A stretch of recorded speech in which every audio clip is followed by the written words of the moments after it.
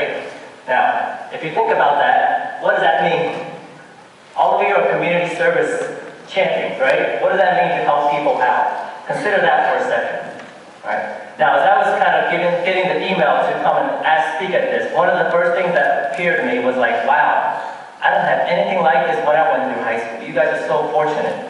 And then when I was having lunch at one of the restaurants in Dublin, I picked up one of the magazines and talked about all your incredible accomplishments. And I sat there and thought to myself, you know, these kids are so much ahead of me. I never got a chance to do half the things that you guys got to do. What makes that so important?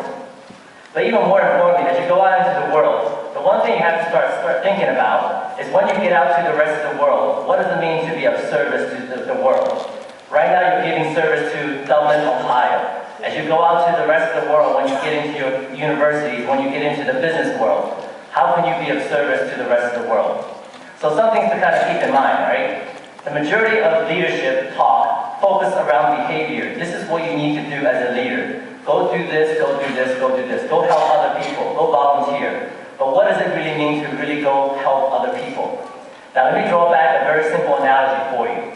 Okay? How many of you like X-Men? Adults, some of you like X-Men, right? You don't like X-Men? Good. So which one of the characters would you like to be? You want to be Wolverine? No? Yes? Okay, how many of you want to be Superman? Although he's not an X-Men. Superman, we have the youngest, the shortest little cute little guy over here, raising his hand, wants to be Superman. Now, let me give you a little bit of challenge. What is the one major challenge all these superheroes have in our society? What do you think? You raise your hand.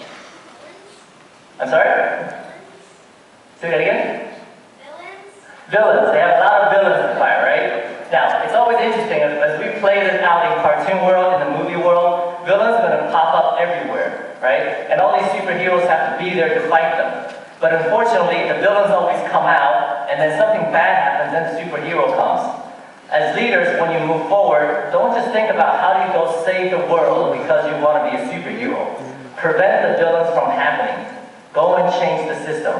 Everything about leadership has to do with looking at the bigger scope of how the system works. Right? So for example, when I'm traveling the world, one of the things that we're looking at, especially in the African continent, is looking at how NGOs are not really doing what they're supposed to be doing.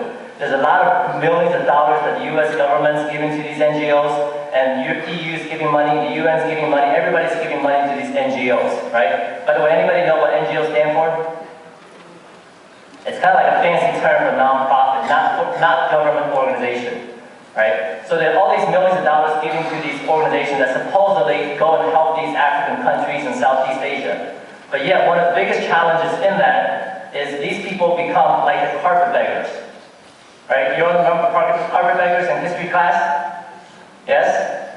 Right? So, but they take all this money and they do stuff. What do? What's the impact they make? They don't want you to measure it. They want you to only measure the activities they get involved in, which is just like the superheroes. They want to do things. But is there an outcome to what they do? As future leaders of our world, I encourage you to go out and look at the system as a whole. Measure the actual outcomes. What happens in the world? There's plenty of people that will sit and do things.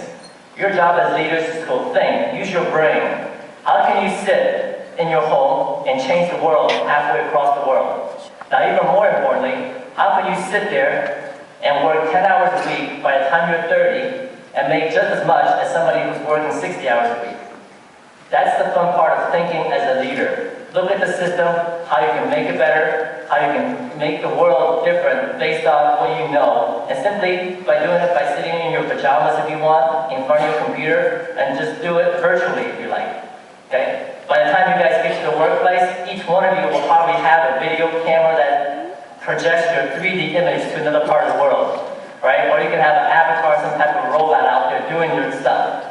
Okay? So all this fun aspects of it starts with your mind. Use your mind to really develop the systems out there and make the world a better place. All right, I'm honored to be here. Thank you very much. And it inspires me greatly to see all of you get involved with the community. Thank you.